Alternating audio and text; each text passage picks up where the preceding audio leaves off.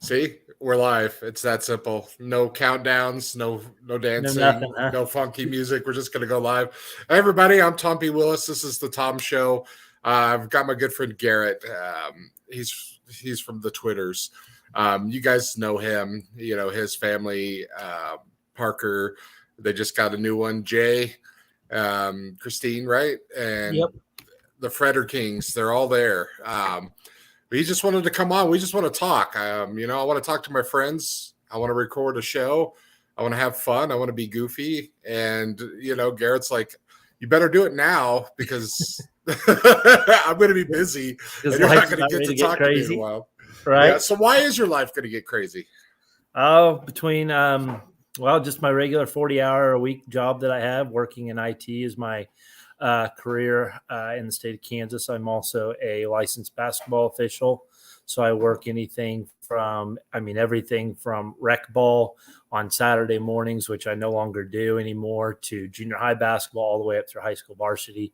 Tomorrow night is actually opening night, and I've got varsity basketball games about an hour away. So I'm doing my laundry right now. I'm packing bags so that way I can take bags with me to work because I got to leave straight from work to go officiate. So it's drive 40 minutes north of town for work, turn around, drive an hour and a half back south so I can officiate, turn around, drive back north home. So it's back and forth. It's all over. And then I am also coaching middle school basketball this year. So on That's nights that fun. I'm not officiating, I'm coaching basketball. I have a friend he's like a certified hockey referee. And Oh, yeah, wow. same deal. I'm sure it's the same thing where you got to do like whatever program it is. You got to do testing, read Yep. the book. But I hear, that like varsity games, they pay pretty well, if you're going to be a referee, and he would always tell me like, oh, this like midget league game, it's like crap pay, but whatever. If I keep doing these, then they're going to give me the tournament for the varsity high school team, and that actually pays well. So, it's those referees. It's a lot of work because I saw what he had to do, and I can only imagine for basketball it's the same thing. I have a funny story. My friends, when I was growing up, and some of them still are, were police officers and on the fire department. They were having a charity basketball event. So they had the firemen versus the police officers versus EMTs versus the high school kid, like male female all-star co-ed team. And the referee had an emergency, and they were like, Tom, you know all about basketball. You referee this game for us. And I was like, I don't know how to referee a basketball game. Just because I watch basketball does not make me qualified. Well, they did it anyways. And I almost ejected like 15 people because I'm like, guys, I just stop fouling each other. You're a 280-pound fireman. You just smacked a high school girl in the face. Like, I'm going to toss you. They're beating you. Just accept it, And oh, man, I was just like, never again can I officiate. I'm blind as it is with my glasses.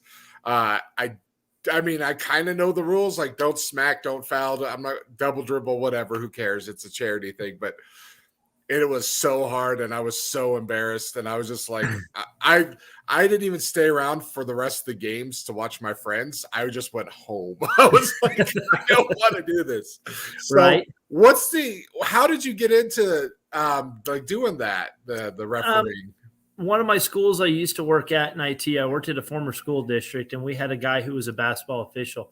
And he's like, man, if you're looking for a good side gig in the wintertime or anything, or even in the summertime, you're looking for a good gig on the weekend, pays cash. He goes, you can go work these rec games. He goes, they'll pay you $18 cash a game to work. He goes, 20-minute running clock. And he goes, you run 40 minutes and you make $18. He goes, you can't beat working, for an hour and making $18 an hour just blowing a whistle. And I'm like, all right, we'll see what it is. And I started off, and I started off here in the city of Wichita at the rec center, and oh man, it was brutal. I mean, parents getting out of control, having to call cops, and I'm like, dude, it's not worth it. And I got suckered into doing a couple of junior high, middle school games, and it kind of just took off from there. And all of a sudden, it went from, hey, Garrett's doing rec ball and doing a good job too.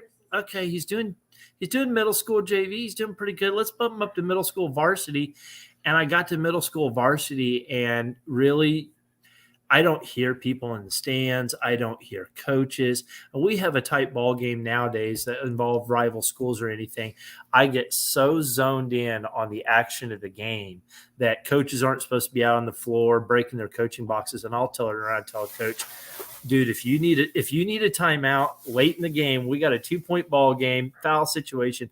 I don't care if you have to come past half court and scream at the top of your bloody lungs to get my attention. I'm not going to tee you up. Get my attention. That's awesome. Yeah, my So, friend.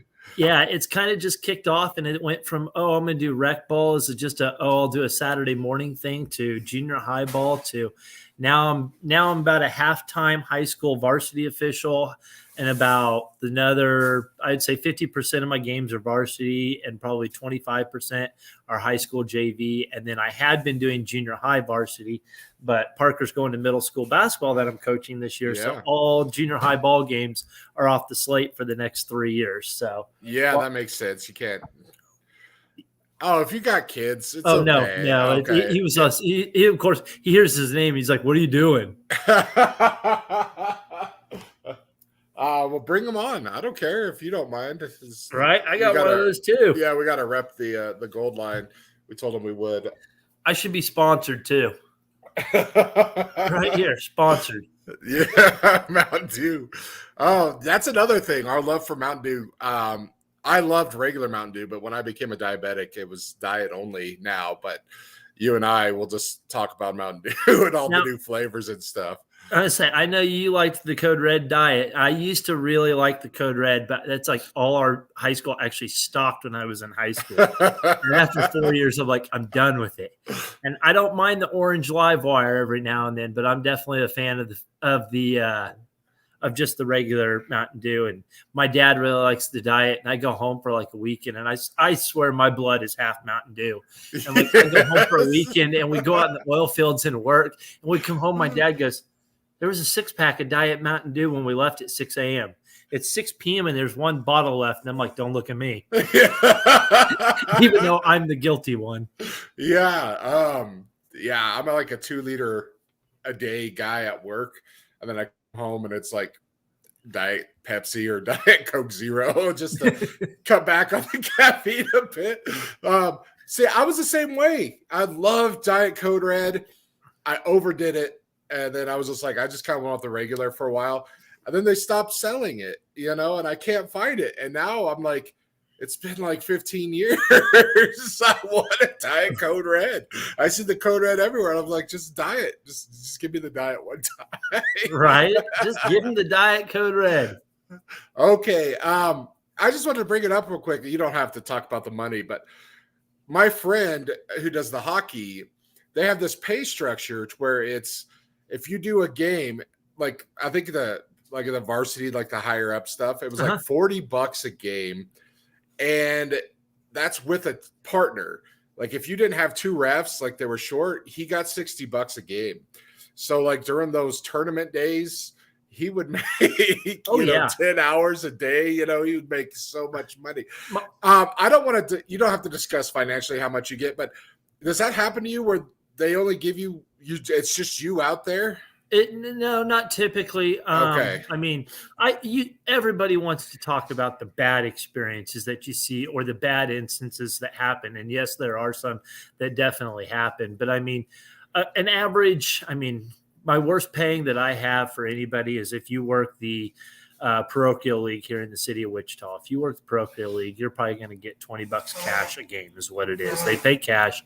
Most nights are going to say, hey, you're working at least 2 games, sometimes 3. So you're going to work, you're probably getting there around 5 o'clock, and you're going to work a 5 o'clock game, a 6 o'clock game, and a 7 o'clock game. You're running back to back to back. You're making $60 cash and you're out the door.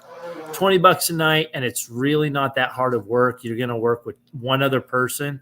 So it's 2 guys. So you're making $20 an hour. Not bad for what it is. Not bad. I mean, really, that's kind of what I do for my side job, like DoorDash. If I make the $20 an hour, it's like, okay, it's worth it. Yeah. If it's less than that, then you're kind of like, is it really worth my time? Because right. My normal job pays a little bit better than $20 an hour. Right. So I'm kind of like, Junior Do I high need bas- rest? junior high basketball goes up to about 30 to 35 a game, depending. And most nights you're only going to work 2 games. Now, these smaller schools out here in Kansas that can't afford to say, hey, we can work 2 games tonight, we can work 2 games tomorrow. A lot of times they'll combine games and they'll say, hey, we're paying you for 3 in one night. We're going to run a mixed game and then we're going to do 2 varsity games. So a lot of times the smaller schools, you'll run 3 in one night. Those are 30, 35 a game. High school varsity, for most high school varsity, is it'll go to anywhere between about 50 to 75 a game, depending on the size of the school, what they can budget for officials. There is no set really budget, but there, I think, I mean, well, I can state from the state of Kansas, I mean, our officiating numbers are down. We're losing officials left and right. A lot of it is due to poor sportsmanship that comes out of the fans. Some of it is due to what officials deem too low of pay. Some guys aren't in shape to do it anymore. Some guys, it's your older gentlemen that are 55, 60, 65 years old. Their bodies are breaking down. They can't keep up with today's pace of game, and they're jumping out. And then you get a lot of these new kids that are in, and they have 1 or 2 bad experiences starting off at the low level. I mean, almost like what I did. And they're like, no, I'm out. And it's hurting us. I mean, there's no doubt. Where I used to be able to fill my schedule anywhere within 20 miles of my house, I could have 8 schools that I worked and say, hey, I'm going to work 4 games for you. I'm going to work 5 nights for you. I'm working 5 nights for you and fill my schedule. Now schools are like, the guys are reaching out. Well, you don't have enough officials for all the schools. I mean, I'm making a drive tomorrow from where my office is. It's an hour drive away from my office. Now, from my house, it's only about a 30-minute drive, but my farthest drive I have this year is almost a 2-hour drive just to work ball games, but the state will pay us mileage for those. Well, that's pretty cool. Yeah, that's fans and poor sportsmanship. That is a problem. I played the rec league softball for a long time with my brothers, and I have a temper, bad temper. I dressed down a college-aged baseball player who was just officiating in the summer so bad that he cried and quit. And I had to go to the head of the rec league, rec center for the county of Gunnison, Colorado, and like issue a formal apology, which was no problem because it's like, yeah, dude, I was an asshole. Well, I'm so sorry. Like, I was in the heat of the moment. You don't know how to call balls and strikes. That's not on me or you. It's on him for not training you. But I apologize. Oh yeah, I've had those moments. I mean, coaching Parker in baseball, and one kid threw a pitch this year, and the catcher framed it perfect, and the ump didn't even move. And I hollered down from third base coaching side, I said, "Jesus, I thought only horses slept standing up." And that got a pretty good reaction from the umpire. And coaching basketball last year, all the parents know I'm official, and there would be a call, and I'd get like 20 sets of eyes instantly. And I'm like, and I'd be sitting on the sideline, and I'd just be like, yeah, bye, Doug. I'm not going to say anything. I'm not going to react. I'm not going to let you know what I think. Yeah. All right. So, we met each other because, we collect, cards, and we have mutual friends. So maybe we should start talking about, how did you get into card collecting? Oh, man. It really started out when I was younger. I actually did collect quite a bit as a kid. I remember, man, it seemed like days of 3rd, 4th, 5th grade. I was just a little bit younger than where Parker was when he first started, but I remember I don't know whether it was they were available in stores or whether they were just the thing at that age, but I remember having binders and binders and binders just full of cards. And they weren't, to us kids, I mean, about like anybody else as a kid, you flip through them, or I'm going to take these to school and trade these with my buddy here, or trade these. Mm-hmm. And I remember indoor recess was like gold. If we weren't out if we weren't out playing kickball, we were begging for muddy fields and to sit inside so we could trade cards. And I remember, awesome. I don't know how many cards I probably traded away. And we had a little, not a local card shop, but one about 20 miles away. I remember walking in there with like a $20 bill, and it was just like heyday. How many 50-cent cards can I buy, or how many dollar cards? And I remember at one point I bought like a $23 Michael Jordan card, and my mom was like, "Are you out of your mind?" And I look back at it now, and I'm like, "Man, I would have loved to have known what that $23 Michael Jordan card was in Yeah, 1998 exactly. of what I bought and why I got rid of it." And I got to junior high, and it was, hey, sports are more important than anything in my life. And I was more focused on sports, and then high school hit, and I was a full-time athlete on top of actually working a full-time job while I was through high school. And so it kind of became, I don't have time for this anymore. And I think I probably sold them off in probably a garage sale in my little small town, said, I don't need these anymore, got rid of them. And I never batted an eye again about, see cards or anything like that. The last big card I remember chasing would have been the summer of, what was it, 98? The McGuire Sosa home run race or whatever. Yeah. And I remember they printed off the Mark McGuire 24 karat gold baseball card, and Walmart had them stocked. And I remember begging my parents for a week to take me to Walmart to buy that $20 24 karat gold plated card. I had to have it. That was the last big card I remember chasing, but just kind of got out of it, got busy, moved on with my life, went to college, and never really even thought about it again up until probably right around when Parker first had his surgery. He had a nasal surgery, and he was in the hospital kind of recovering, and he got some sports cards. And I was like, oh, okay, it's kind of cool. And you think about it, right at that, what year it was, it would have been Mahomes' second year in the league. And so it's just like, oh, okay, and he'd pull this or pull that. And he was just starting to fall in love with the Chiefs and the Royals. And so I was, well, this dude did this and this dude would do this. And I could tell him stories of past players and what I used to collect. And it kind of just drew me in a little bit.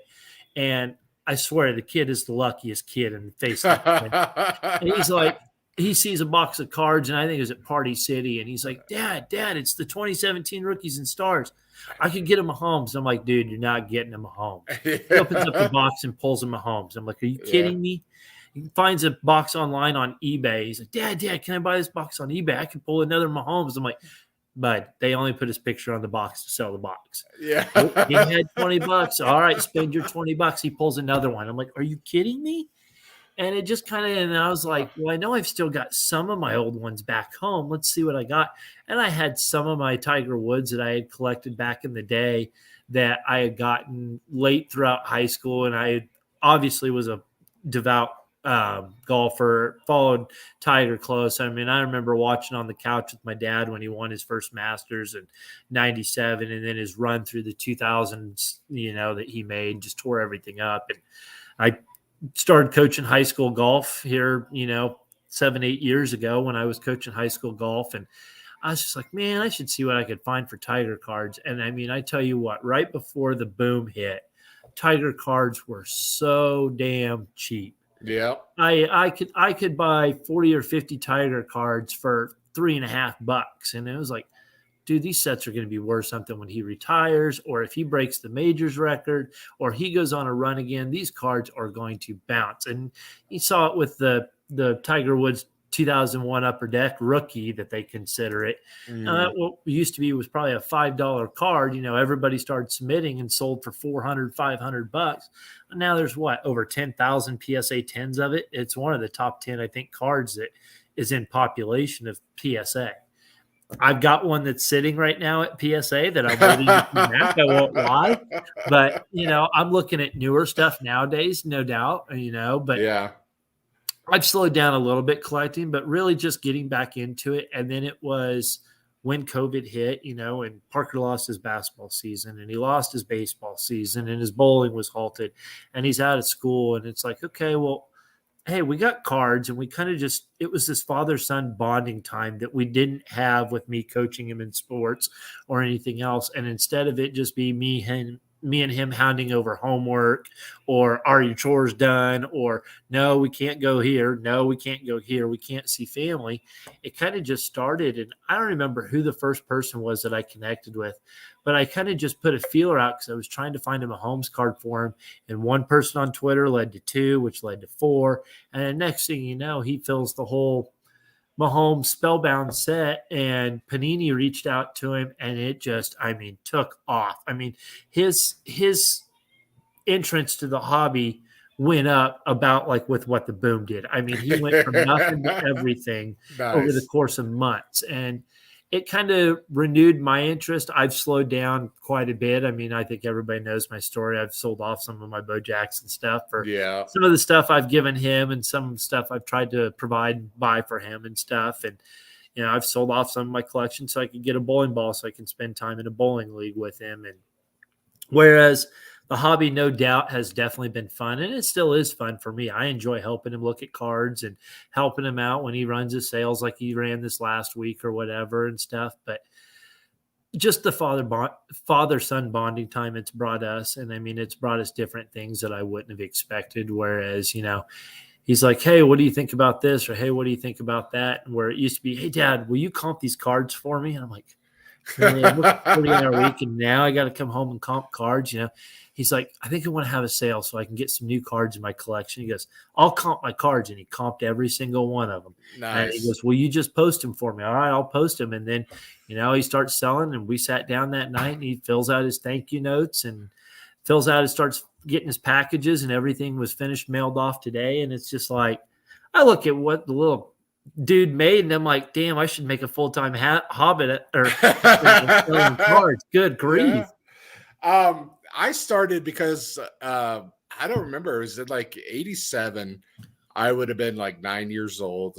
My dad and we just started collecting baseball cards, and then the Jose Canseco, 40 Bash 40 Brothers. club that went crazy, and we started collecting more. My mom, my brother, we were all, buying cards.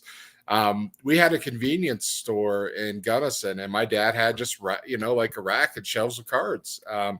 You mentioned the Walmart gold, carat foil, whatever cards. I had like a Cal Ripken, and, for something that he did. I don't think it was the breaking the streak because that was a little later, but I got it at Sam's Club. You could go buy boxes, hobby boxes. Yeah, that's all they really had, but you could buy boxes at Sam's Club.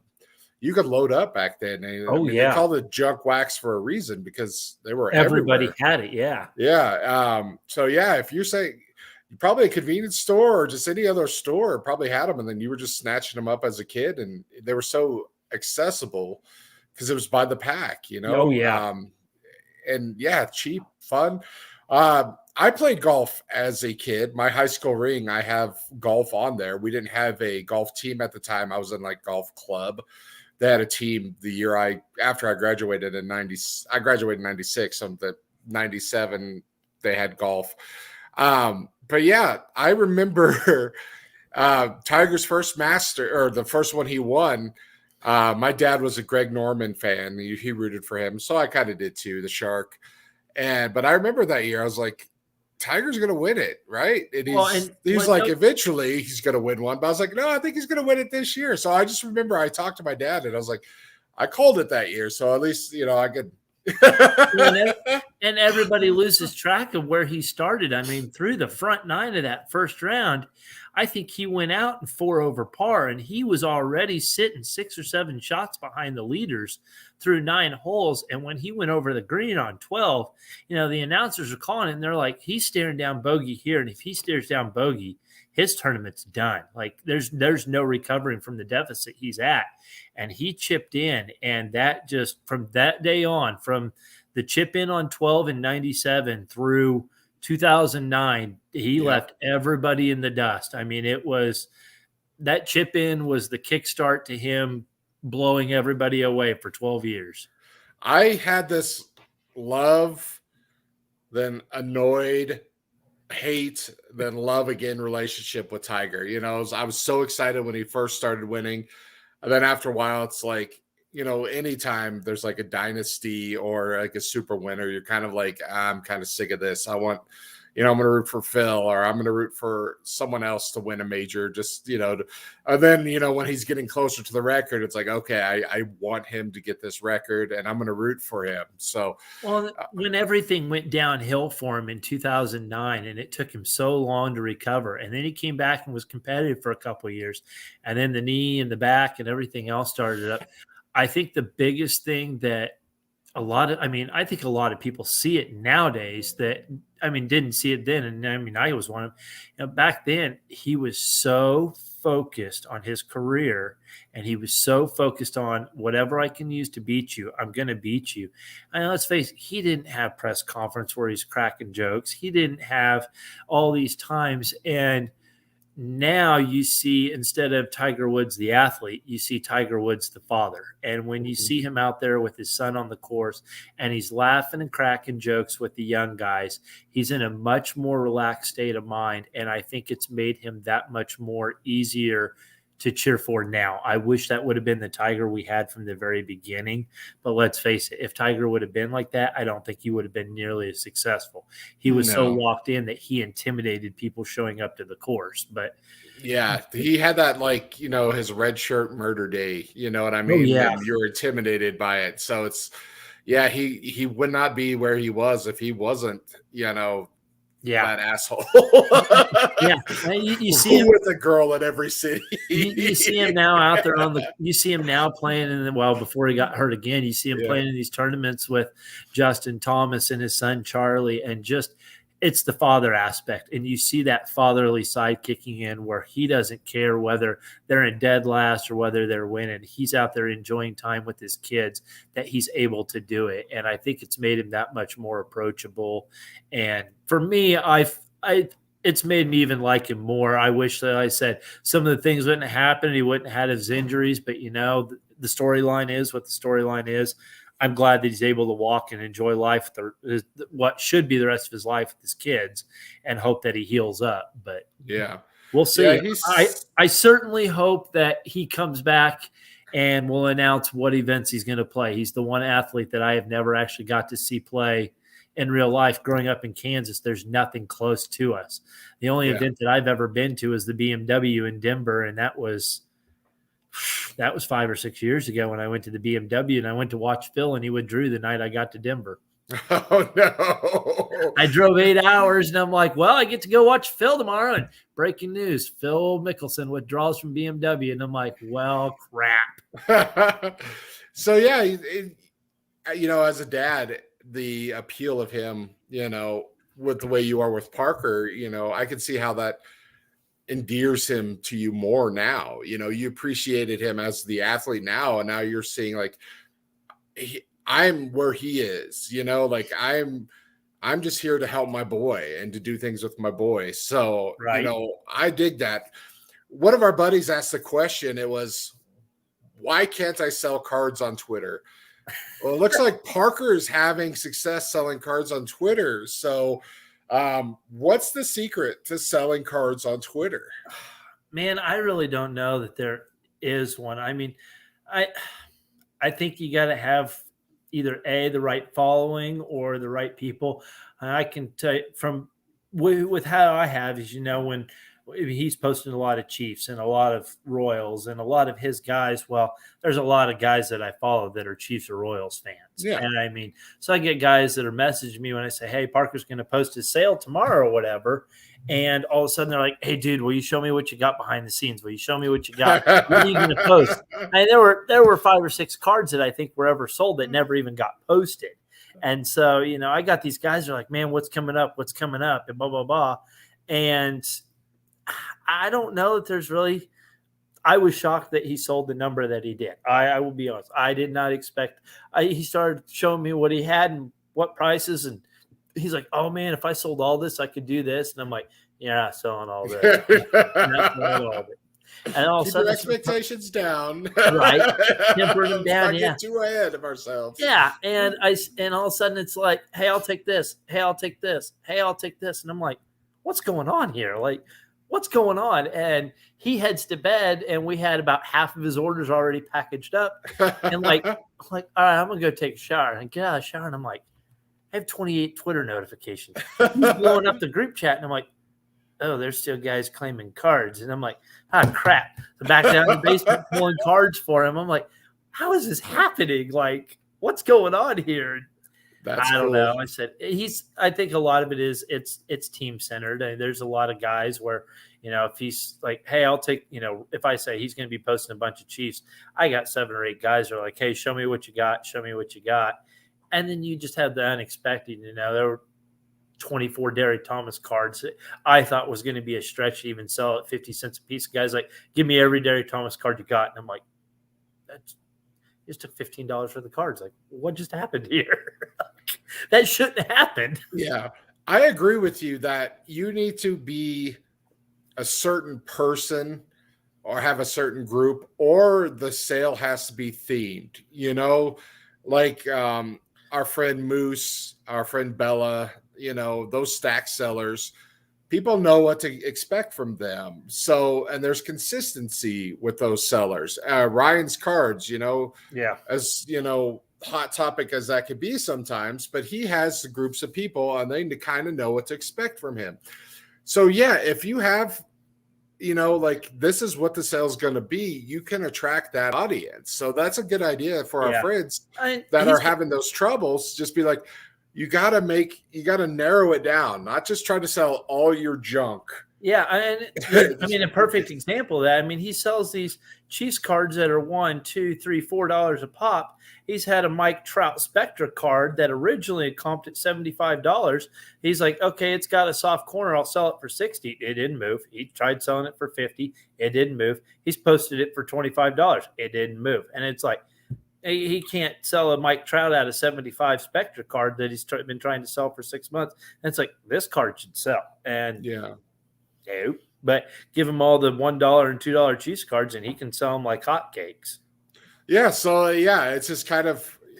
I feel like that's where we kind of are in the hobby now. The days of everybody throwing money at a lot of cards is slowing down dramatically. People are still going to have those huge. There's still money for the big slabs and stuff, but those medium cards, like the $50 number cards, like people like us, we're like, why do I want like a $50 Von Miller card? He's 12 years of, whatever. You know what I mean? Like, oh yeah, that doesn't appeal to me. It's like I would rather have the like $2 or $3 like white relics of my guys, or like the $2 or $3 no name person that was on the 53-man Super Bowl roster.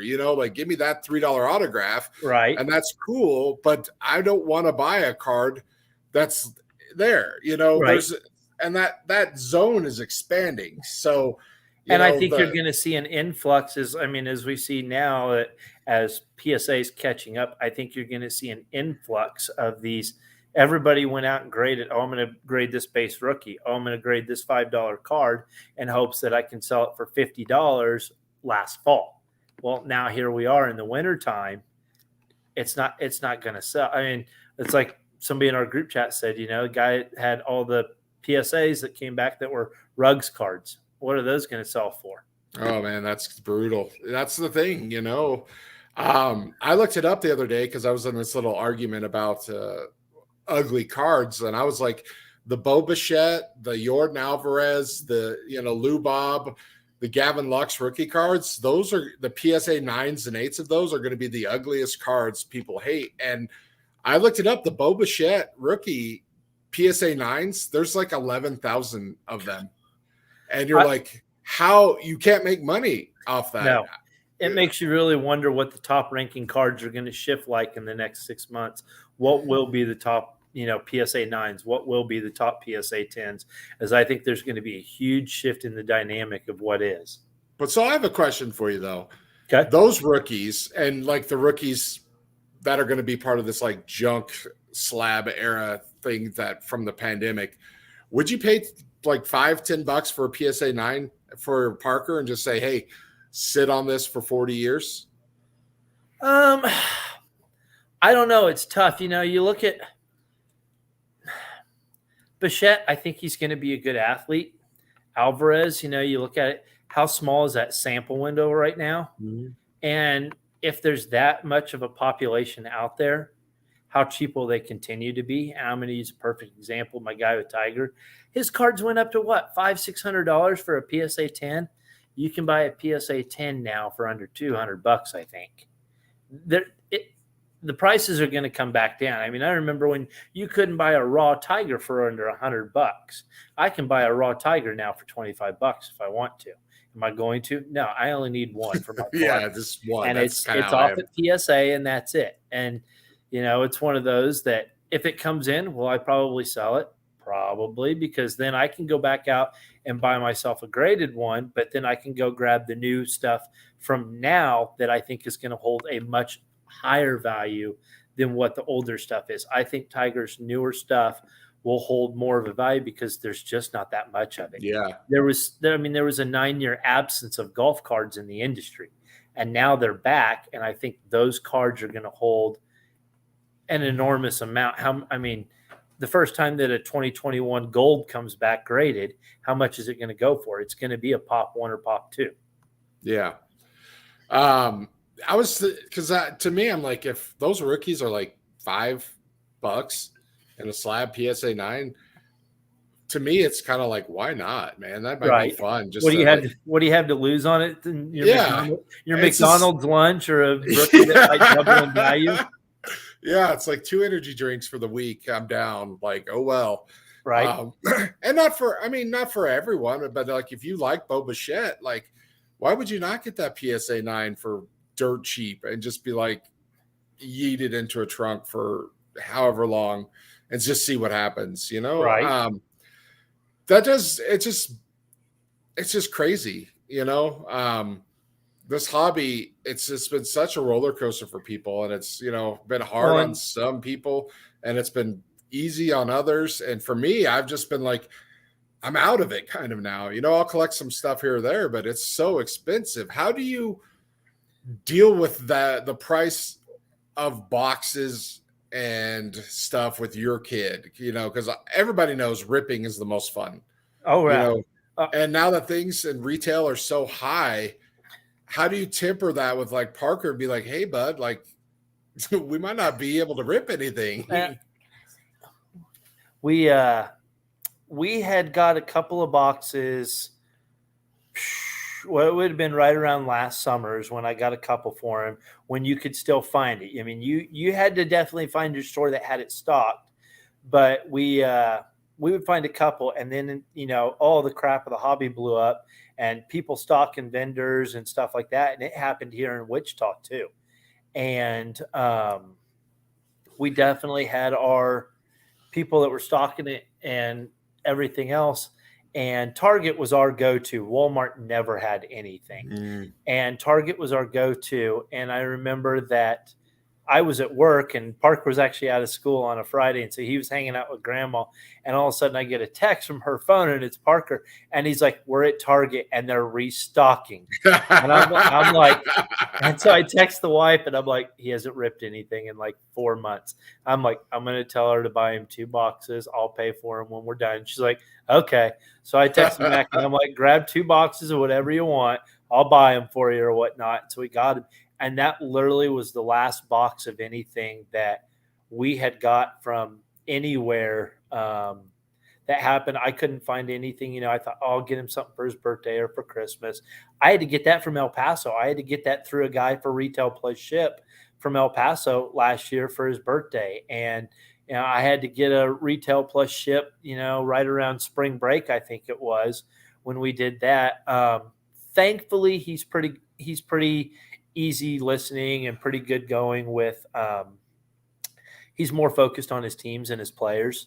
So he's like, why spend $20 on a box of retail cards, or now 30, where I might pull 1 card that's of my team or 1 card of my guy, and it might be just some Donruss base where I can go out and if I find it for 99-cent shipping with eBay PWE or whatever, I can get 10 singles for that price instead of, I'm going to get 1 base. And he goes, I'd rather buy singles and spend my money that way. So he's done pretty well with, I'm going to buy singles. And, he's okay. I don't think I possibly want this card anymore or whatever. And he'll make us, we've done pretty well with him. I've been a little lenient at times. For whatever he sells right now at his young age, we've got an agreement where he can keep 70%, but 30% of it goes to the bank. So that way he's always, he's stocking money away. Because 4 or 5 years from now, you're going to be looking at, I want that first car. And so, we're teaching him how to budget and teaching him, money management, and all of a sudden he'll look and be like, oh man, I got $35. Well, oh, if I blow it in one shot, it's just gone. It's gone. Okay, well, maybe I just want to get this $10 card and I'll hold on to $25 and see if something else pops up later. So he's done pretty well with it, but Good. we really haven't bought a whole lot of boxes. We really slowed down once Target and Walmart and all of them shut down. Now, the one thing I have seen in the last 2 weeks is our Walmart and Targets are now stocking again.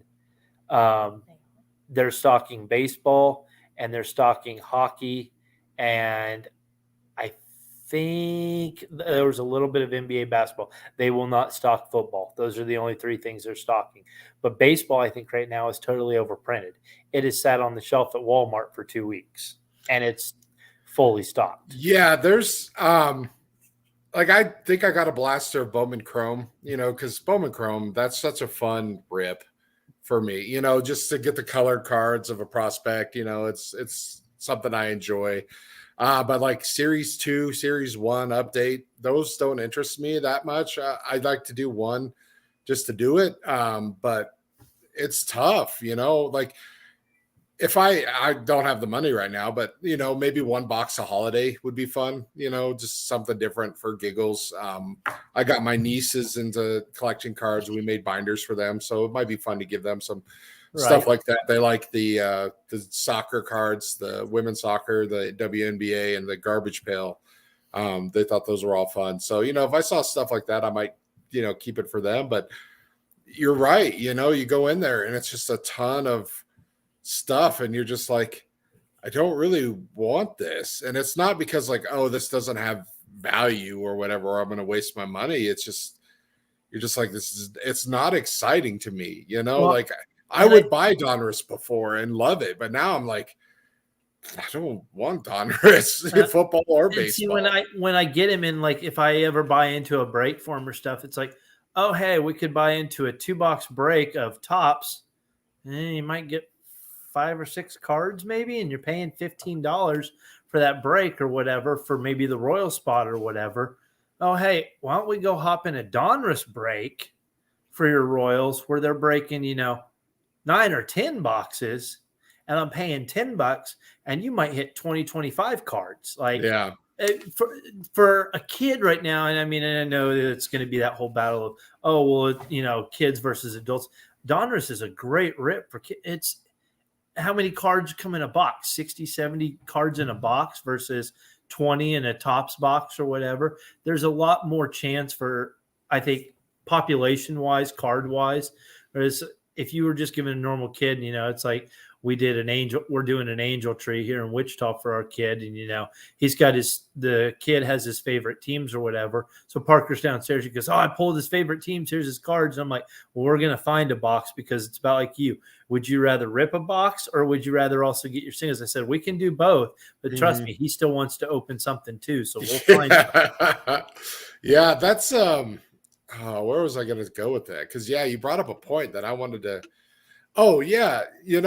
When I got back into collecting, like, I stopped in like 94 and I started collecting again. My brother got back into collecting in like 2010.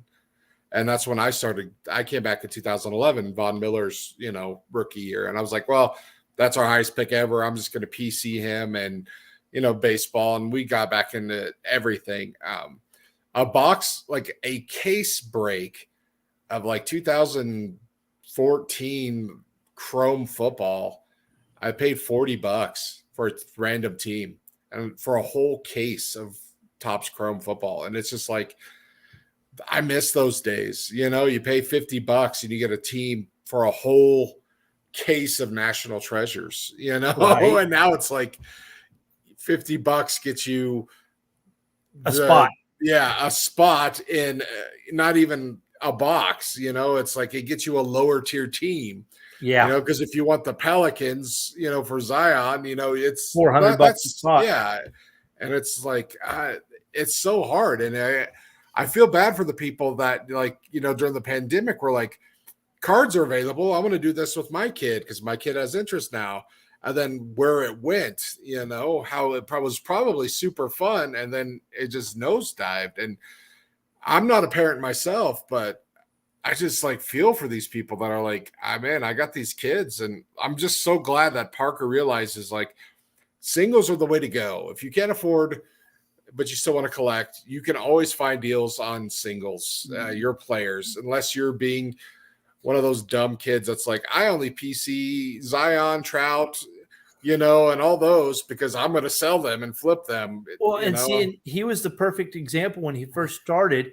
Mahomes was just having his MVP campaign that year. So at the time, his cards were still cheaper. Let me put that. And when he bought his, I think it's a PSA 8 of the rookie Prism. Yeah, it's only a PSA 8, but it did, I think it was 3.25. Well, that PSA 8 now is damn near $1,000. Now, you're not going to buy that. And he stocked up and stocked up and stocked up. But at the time, you could find, a numbered Mahomes card for $3 or $4. Now that numbered Mahomes card is $125. So where his Mahomes cards initially went like this, and yeah, he was a Chiefs fan.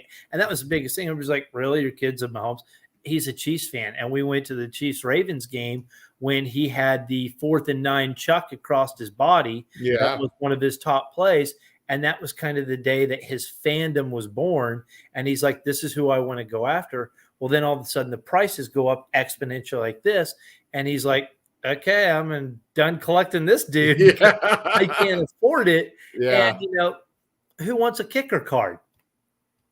Next to nobody. Nowadays, there's 4 other people right now chasing that dude. Yeah, that's what I was gonna bring that up. Like, yeah, he pivoted to a player that at a position that's normally not so collected, but you win a Super Bowl, and Harrison Butker, those cards, I've seen you're in a struggle sometimes trying to get some of those parallels. Oh, dude, it's crazy. I mean, like, I can't name names and I can't name sources, but I mean, it's like one of the cards that I've been trying to track down. It's like, I know somebody that's got one of the parallels and he's like $150. I'm like, nope, not doing it. and I've sat there and I'm like, do I really venture out and do I do this for my own kid? And I'm like, nope, not going to do it. Not going to do it. And the seller's like, do you want it for 140? I'm like, no. It's a kicker parallel. Yeah.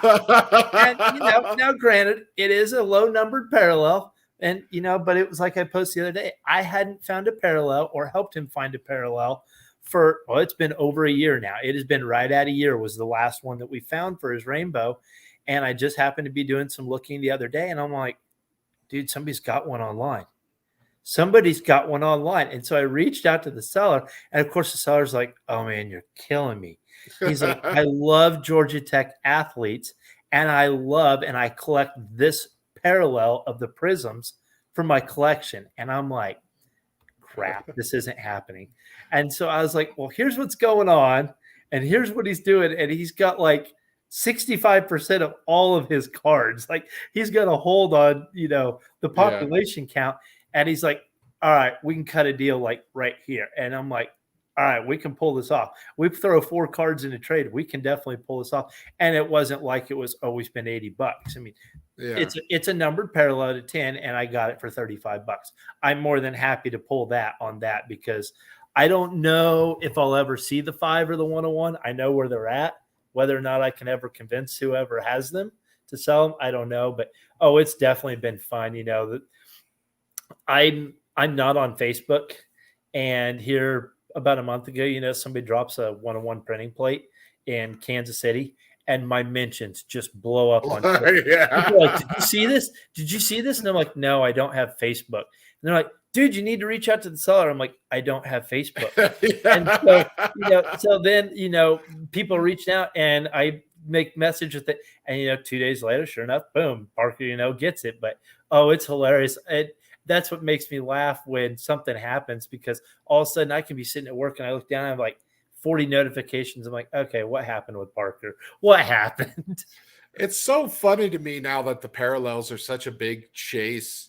Because just a few years ago, that was not the case at all. It's like the basketball world and the football world kind of merged, because in basketball, the parallels were always, a big deal. And in football, it was like patches and autographs. Like I had this Tom Brady gold parallel. It was 1 of 50. And I put it up for 99-cent auction. I think it was like 2015. It did not sell. 99 Wow. cents. No one wanted a 1 of 50 gold Tom Brady. And I was like, okay, and that's just normal. Wow. Like I had a, and it's not a big deal, but it was a Matt Castle 7 of 25, jersey Most number. overpaid Chiefs quarterback of all time. Yes, I know. But I was like, this is a cool parallel. Like, 99-cent auction. Like, this is super low print back in, then. And like, no one, I mean, yeah, he's not a big name, but just sometimes you're just like, these low parallels back then, they didn't mean anything. Like, I had a bunch of tie-dyed prisms, like second-year prisms when they came out, and no one bought them. Same deal, 99 cents, this, and it's crazy. But now a kicker parallel that's to 25, is big money. Right. So I guess it's just kind of like, is it who it is and what team they play for?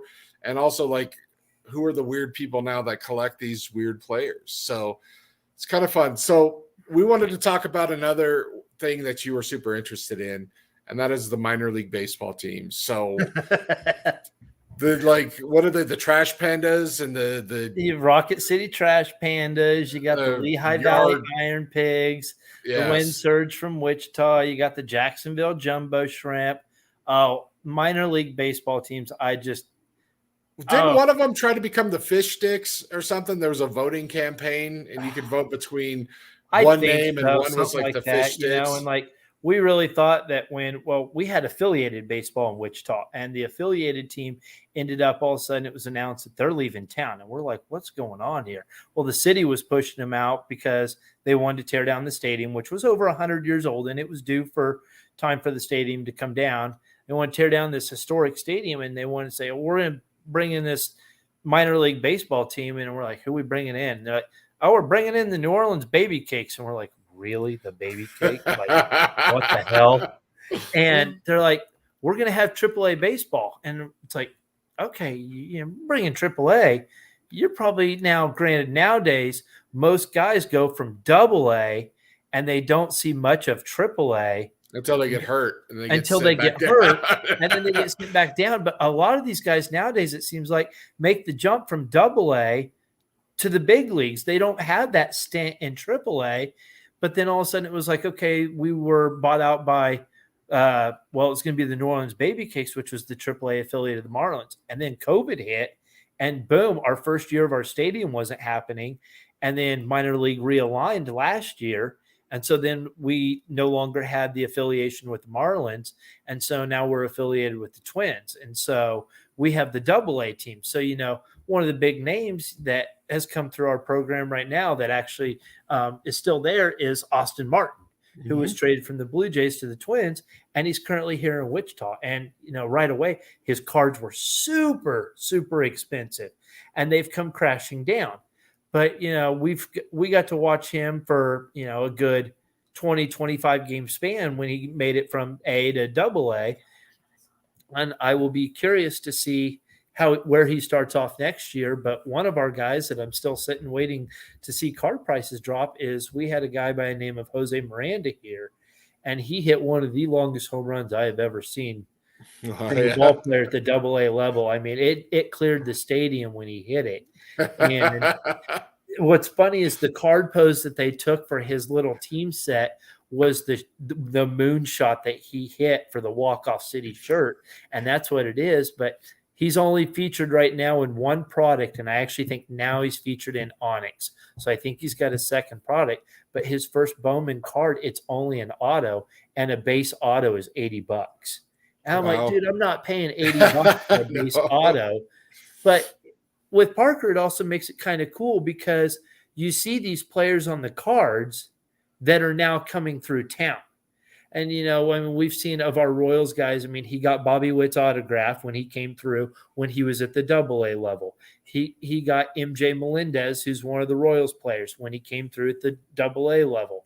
We've got Austin Martin at the AA level. And now all these guys are on cards. Yeah. And so now these kids are seeing these guys that are coming through town, whereas our old team, it was independent baseball. It was, who are these guys? And, the local Wichita, we know who they are, but nobody knows. Now all of a sudden these guys are on baseball cards, and it's like, wow. I mean, you see some of these pictures where I've taken, it's like Parker looking up at somebody, and it's like these kids just latch on because, that's what they're growing up with nowadays. They see these guys playing the game, and I think it's going to have a big impact on youth sports now. I mean, I look at it, these kids, Parker's age and stuff like that, they see these guys playing downtown baseball at the AA level, and they're like, man, I want to do that when I grow up.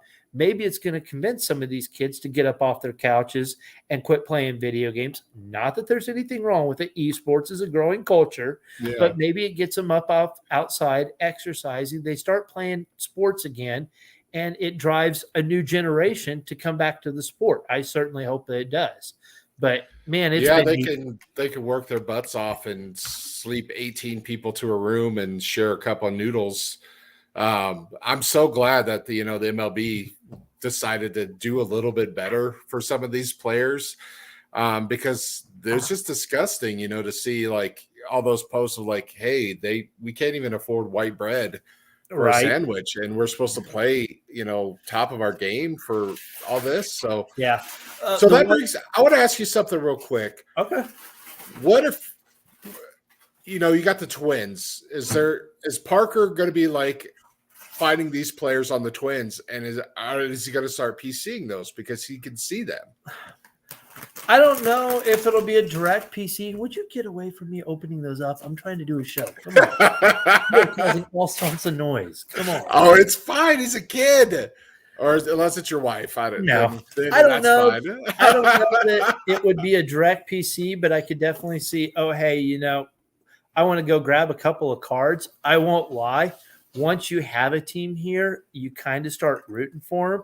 Yeah. I'm always going to have my loyalty will always lie with the Royals, but it's one of those, you see these guys start getting called up, and we actually had one that made the jump directly from AA to the Twins last year. They were short outfielders like crazy, and he got called up, and he was actually the starting center fielder at one of the Royals games we went to.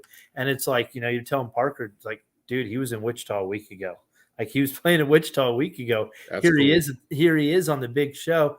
So, I mean, it definitely makes you root for him. I don't want to see anybody from Wichita, go to MLB and blow out a knee and be done. I would never. No, I hope these guys go on, and I hope some of these guys should hopefully make it big at the next level. I'll be curious to see what Austin Martin does. How long will he sit in our organization before I think they go to, I think it's St. Paul. St. Paul is the AAA affiliate, and that's where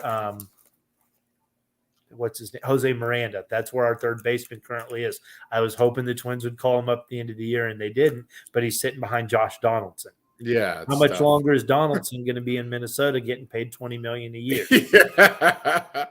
What if your son is just like, Dad, the Royals suck, and I want to be a Twins fan, and Austin Martin's my guy. We're going to get rid of all my Royals cards, and it's just Twins from here on out. Would that piss you off? Would it be okay? Would you be like, okay, boy, it's your right to root for whoever you want?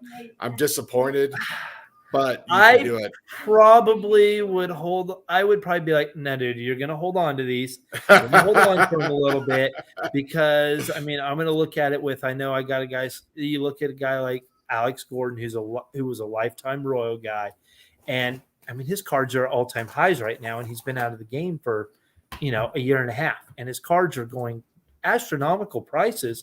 And it's like, why? He's never going to be, at least my opinion, he's not a Hall of Fame player. Yeah. Is he definitely a damn Gold Glove? Yeah. I mean, he's got 7 Gold Gloves. Yeah.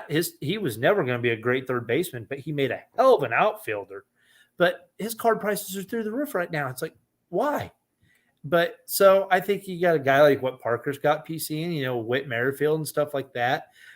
I think if he stays and does not get traded, and he stays, I think his cards definitely hold value in Kansas City long term. Holds long term. Now he gets traded away, his card values definitely might take a hit. I will always allow him to make his own decisions. I try to help a little bit, but if he's like, hey, I want to sell this card, hey, that's your right. But it's one of those, I'm like, I don't want to sell that card. It might be worth double in a year, bud. And he's like, oh, okay. Well, maybe I'll hold on to it a little bit longer. But then there's other times where he's like, oh, I really want to sell this card. So but all right, go for it. You want to sell it? Go for it. I'll support you in what you want to do. But I definitely try to. What are you looking for? His blue cup should be in the fridge. It should be second shelf or first shelf, maybe on top of something. Is it in there? Should be in there. Right there. There you go. What if the Broncos go into Geehaw Stadium Sunday night and shut your dirty mouth? Geehaw, Patrick Surtain gets 2 pick sixes against Mahomes, and Parker's like, I've seen the light. This PS2, no, I'm Broncos for life now, Dad. Hey, did you know that PS Senior played for the Chiefs? Yes, I did.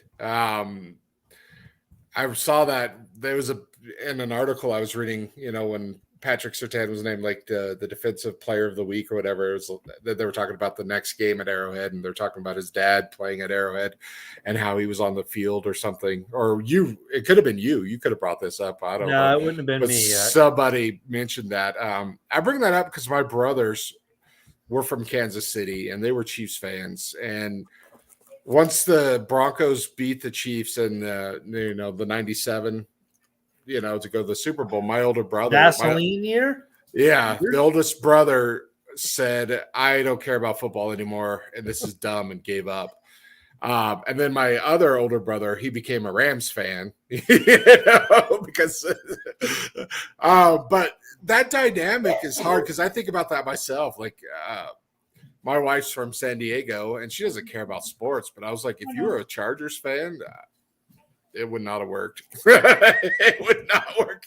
Not with me, not with how I am. There's no way. Like, if my kid was like, Dad, I like silver and black, and I'd be like, get out. I wish you were gay. That I could handle. I could handle you being gay or trans. Not a Raiders fan. Not a Chiefs fan. Thankfully, he's been brought up in households that are pretty loyal to the Chiefs and pretty loyal to the Royals and everything else. I mean, you look at his fandom of the Denver Nuggets. And the only reason why I think that exists was we were out in Denver. It would have been probably 3 years. It would have been 3 years ago. And my brother-in-law and my sister live out in Castle Rock. They're just south of Denver. Yeah. And they wanted to surprise me. They're like, hey, we're going to take him to an NBA game. And I'm like, okay, that's cool. And it was a Nuggets game, and Jokic hit a buzzer beater. The Nuggets were down like 9 with, I don't know, a minute and a half to go, and came storming back, and they hit a buzzer beater to beat him. And Parker's like, sold, Nuggets fan, done. And we don't have – the Nuggets are 8.5 hours away from us. And it's like, you could root for Oklahoma City, which is like 2 hours away. No, we got to root for the Nuggets. So, then it's like, okay, well, when are the Nuggets coming to Oklahoma City, which is a 2-hour drive? Yeah. But thankfully, our choices of teams are, the closest one to us is going to be, besides the Chiefs, are the Dallas Cowboys, and they're, 6 hours from us, which – no, they're not America's team like everybody says they are. No, they were. No, they were, but no, not anymore. He's done pretty well. He has latched on from a young age, and that's like I said, me being born in '87, I waited so damn long for the Chiefs to win something. I waited 25 damn years for the Royals to win something, and this kid's born in 2009, and he's just starting to stand get the damn World Series ring and then a Super Bowl, and I'm like, really, kid? So lucky. I lucked out with the Avalanche. I liked Olympic hockey because I had a team to root for, USA. Yep. I did not like the NHL because in Colorado here, there was no team. I'm not going to root for the Penguins, and And finally, we get a team out here, and they won the first year, and then they won 5 years later. So it's like 2 rings right away, and it's like, this is awesome. And like, they're my number 2 team. It's hard to collect hockey cards. It's because it's a little different of a thing, Oh, yeah. But for rooting purposes, it's the Broncos and then the Avalanche, and then the Rockies and the Nuggets. They're all pretty close. I'm pretty passionate about all of them, but it's exciting, when you start to win something and after years of suffering. And it's, I don't think the Rockies are ever going to win a World Series, but, that's okay because I've gotten my two main teams. I've seen 5 championships. So it's like, it's okay. I would love the Nuggets. Not going to happen this year because, all the injuries and all that, but Jokic winning the MVP and just people seeing how magical and what he's doing when you take a look at those like next level stats, and they're like, so far this year, no one has ever had a season as close to him. And you're just like, how is this not getting news? It's because he's not exciting. People just, it's like, Tony Gwynn. They don't want to see Tony Gwynn play baseball. They want to see Barry Bonds play baseball. Chicks dig dogs, chicks dig the long ball, and that's how fans are. So I like it. Back to your comment. Well, the current line of Sunday night's game is the Chiefs are favored by 9.5 points. Started out as 10, but it came down to 9.5. I think that first day. 68% of people are taking the spread with Denver, and only 52% of the money is being put on Denver, but 68% are betting the spread. Broncos are going to get killed. I hope you're right. So bad. I hope you're right. It's going to be like the letdown. They have those. The Broncos are so bipolar. Because after our little run, 2018, and losing the AFC Championship game, then we win it all in 2019, whatever, and then go through 2020 or whatever, and we're into here 2021, and we have our season, and here we are. We're sitting at 3-4, and it's like, what the hell is going on? We can't hold on to the damn ball. People tipping the ball straight up in the air, that our quarterback's throwing a legit pass and being intercepted, and our defense sucks. And then it's like, turn around really quick. Yeah, we're 7-4. Hey, life's good now. Melvin Ingram, that trade. I have his rookie card.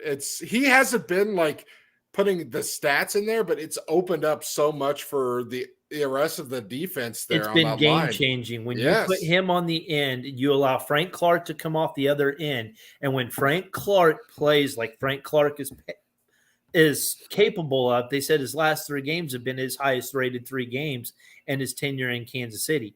So when he's putting pressure on and Ingram gets 3 or 4 pressures a game and Chris Jones gets shifted back inside, I think we all see what happens when he's back inside. Yep. 3.5 sacks, a forced fumble, a recovered fumble, 3 tip passes, and you boot Daniel Sorensen into the damn sun and never allow him to return to Kansas City.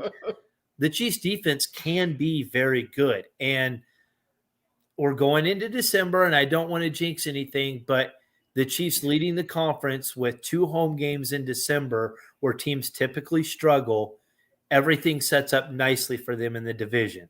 Yes. I certainly hope that over these next 3 games, they take the division by the throat and go, we were at the bottom, we're at the top now, and we're not allowing anybody back in, and we're going to crush you to death.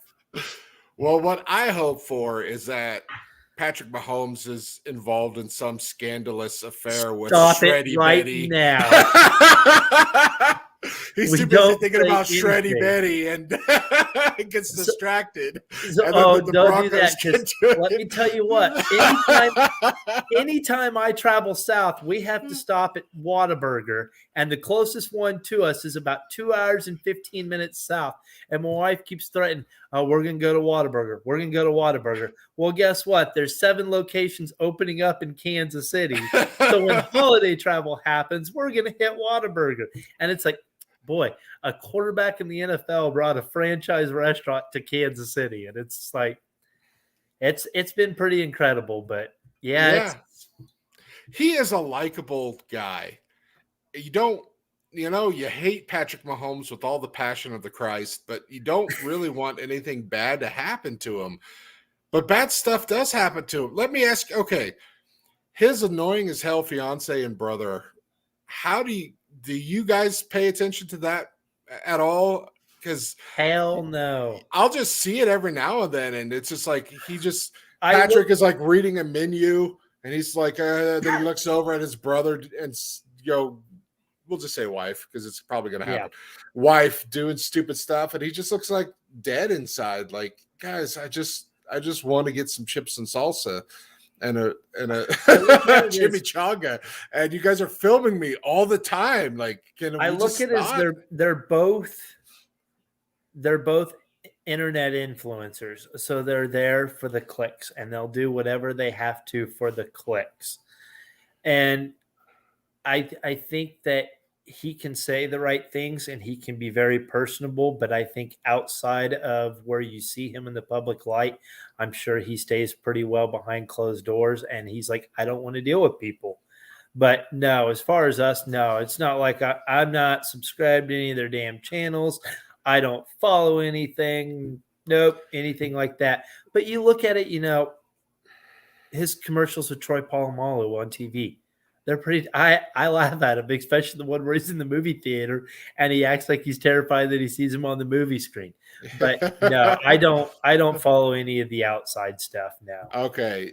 Like, do you listen to sports radio? Do they bring it up over there? Like I anything like really that? don't. I Okay. I get in my car and I am a music guy. Like music revolves around my Yeah, you life. love those 80s hair bands, right? 80s hair bands through some metal stuff through country rock, not country rock, southern rock. Southern rock. Yeah, it's pretty Southern much rock. country rock, but I'm yeah, it's I'm different. big But into right now blues rock. I really like my Kenny Wayne Shepherd, Santana, stuff like that. So definitely like my bluesy stuff. So I get up in the morning and I'm like, okay, I need some thrash. I'm going to slit your throat music going into work so I can kick ass at work. And then yeah. it's like, okay, I've had a good day at work, but I've had one of those days like today where it's just like, what next? It's like, okay, I need some mellow, chill music on the way home. We're just going to relax so I can walk in the door and see my family. But music revolves around my life. I get in the car and I have playlists that play. I don't do hardly any radio, but man, let me tell you, when I steal the wife's car, dude, her little Reprogramming country all this stations, her country stations get booted and it goes straight to Hair Nation. See, I love all music. Like I love country. I don't like new country. Anything like mid 90s to now country wise is just like a inferior pop to me for the most part. There are some country artists that kind of have that vibe that I like now, but the rest of it's so bad that to me anyways, I'm not trying to put down, it's just so different that why do I want to listen to country pop when I could just listen to pop, and it's kind of better, overall. Pop I music right now is pretty good compared to the last 15 years, like the late 2000s was the last time pop was like a lot of fun for me. So it's been a while, like 20 years, now pop's kind of like, okay, fun again for me Let's anyways. go with one here. What was the worst year for music? For me, In the last 25 years, what's been the worst year for music? it was pretty much like the late 2000s. So like that 2008 to 2010 period. Yes. No. Yes. Well, last year, that doesn't count. Last year I had fun stuff, 2020. No. Okay. Now I got to pull it up because I know what year it was. But I might agree with you once you tell me what year it was. Because there's a year that the only rock band that wasn't emo was Nickelback. And the emo was bad. It wasn't like good My Chemical Romance. It was like Hinder and crap like that. And it's like Buck Cherry. Okay, let's like, go with this. And I'm not just because I'm researching. It's because I honestly know it because that year sucked. Let's think about it. You had 1997 with Hanson and the damn Spice Girls and Britney Spears. How the hell is Hanson's Mbop one of the top damn songs? 97 sucked. No, that was a fun year for pop music. No. Oh, yeah. There's good country. And then when did Eminem, was he 98 or 99? He was like 90, late 98, early 99 when he bursted onto the scene. Yeah, but you still had Dre and Biggie and Tupac, and you had a lot of good stuff. But they were early 90s. That mid 90s to 97 sucked. No. Oh, God, it was fun yes. time. No. It was really bad in the 2000s. the hip hop kind of died and Oh, pop hip hop music was took bad, off. and then there was dubstep and all of this stuff taking over, and it's like, where'd my, you know, metal core and hip hop and, you know, Linkin Parks go? And they're like gone, and it's like, man, this is just depressing, you know. Then the good emo bands are there, but then there's so many like fake bad ones coming, and you're just like, this is not good, not good at Right. all. I agree. I do not like the Spice Girls. I mean, it's trash. Hanson, it's not for me. I have a No. friend who's very into them. She loves them, and it's like, that's fine. But I think just because that was my peak, you know, I was 18, 19 at that time. So of course I was into whatever was playing. So um, but that's fun pop. You look at it now, people throw on Spice Girls, it's fun. People throw on Hanson, it's fun. People Might not have throw it been on, I walk out of the a room. You're just a hater, G. Just a hater. It's one Oh, of those like I posted in our group chat the other day with Little John and his Christmas music. That's Christmas music, not this Jingle Bell stuff. That's Christmas music. you know, it's a really good Christmas album is Sia's Christmas album. It's Who's? all original songs. Sia, Oh, she it's really good, and yeah. it's really great for kids. Twisted Um, Sister, I'm sure it's fine. Twisted Christmas. It's a good album. But my nieces love that. We throw it on. There's a bunch of dancey, fun songs from her, you know, pop Christmas, and you know, your Jay might like something like that. Just to throw that out there. So, and I know you're into vinyl. You know, you do collect that. Yep. Anything going on that you're looking for now, or Uh, chasing?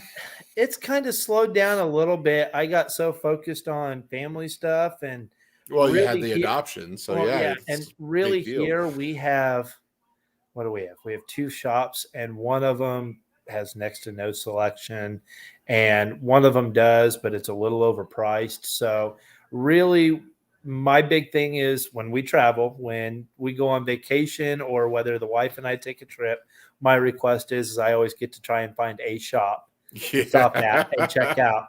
And I cannot think of the name of it downtown. See, I went to one in Denver, and it might be Twist and Shout. Twist and Shout is, I think, what I went on. And I walked in there, I was like, holy shit, this place is huge.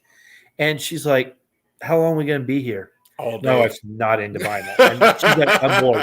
I'm like, I could be here for 12 hours and want to come back. Like, I could Yeah. be here all damn day. Like, this is not a problem. And she's like, I don't get it. Why are you so old? And it makes me laugh because we go to work and I have three people in my office that are old, four people in my office that are older than me. And my boss is, 15, 20 years older than me. And they're all like, hey, we need to have a meeting. And they send out the invite on Google Calendar. And they're like, hey, did you get the meeting invite? And I'm like, no. They're like, how'd you not get the invite? I'm like, dude, it's Google Calendar. Did you not see my paper calendar on my desk?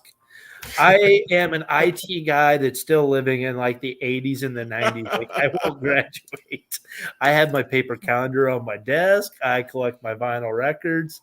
I mean, right now I've slowed down a little bit. I'm still trying to collect my Kenny Wayne Shepherd. Definitely blues rock. My favorite band right now at the moment, Southern Rock, Blacktop Mojo. You could pre-order their vinyl in June, and I really thought that it was going to be available when they came to town in November here in Wichita. And of course, with the pandemic, everything was back ordered. Yeah. They're just now shipping out the pre-orders, and I didn't pre-order, but I know that it was on my Christmas list, and I kind of gave the hint to my parents of, hey, 25% off today on Black Friday. And my mom's like, okay. And I'm like, all right, well, I'm getting that for Christmas. So I don't have to worry about that album anymore. But no, it's slowed down a little bit, but we're actually rearranging our house right now. And I think the record player will come upstairs. And when it comes upstairs, it'll definitely be utilized more. But there's days I could easily plug it in the garage and sit out there for hours listening to album after album.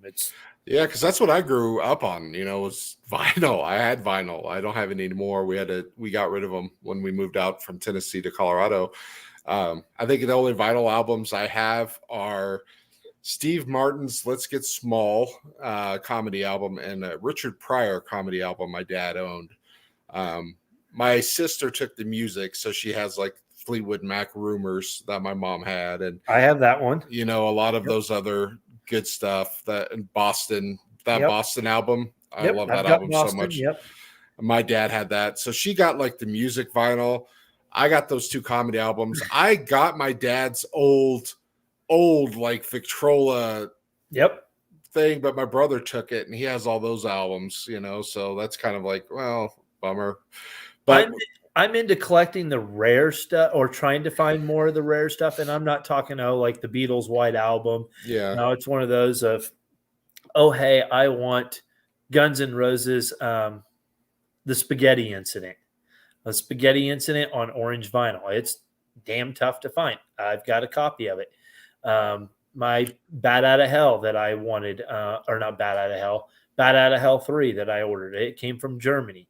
My most famous one. Bat Out of Hell albums. Those are three of the best rock albums. Bat Out of Hell 3 isn't that good. Bat Out of Hell 2 is good. And Bat Out of Hell was definitely, Bat Out of Hell. Well, it's one of the top 5 selling albums of all time. Yeah, it's one of the best albums of all time. I still like the other two. 3, you're right. It is kind of a downer. And 2 does have some stuff that I really enjoy. One of my favorites that I have is Poison's Open Up and Say Ah. Yeah. And they originally had an original album cover and it got banned because they deemed it too explicit for the United States and it got banned. And I found a copy of it in Germany is where I found a copy of it. And so I bought it. And I think I paid $35 for it. I'm like, I'm willing to ship it out for a rare copy that I can't find in the United States. And it came all the way from Germany and hit from my front doorstep. And I wasn't home and I was supposed to sign for it. And the damn mailman put it back in live mail. And it went all the way back to damn Germany. And I tried stopping it in Chicago. I tried stopping it in New York. Could not stop it. It went all the way back. And he's like, did you not want this? I'm like, hell yes, I want it. My mailman screwed up. And so he's like, all right. So I turned around. We split the shipping to ship it back. It was 15,000 miles. That thing went on a journey to get back to my front doorstep. And by that point, we had a new mail guy. And I was explaining to him what happened. And I had left a note. And he stops me like the next day. And he's like, dude, so if I see something that's shaped like a vinyl record and he goes, and you're not home and it requires a signature, he goes, I'll just put like your initials on it and I'm going to stick it over here in this spot and I'll hide it. So that way every one of your vinyls gets delivered. I'm like, you are a god, sir. That's awesome. So what is like your reasonable Holy Grail album? Well, my big one that I'm chasing currently at the moment is the Bat Out of Hell, Alive in Hell, and I cannot find a copy of it anywhere for about, I think I did find one and it was on eBay, but they went like $350 for it. Wow. And I'm like, dude, there's no way in hell that I'm doing that.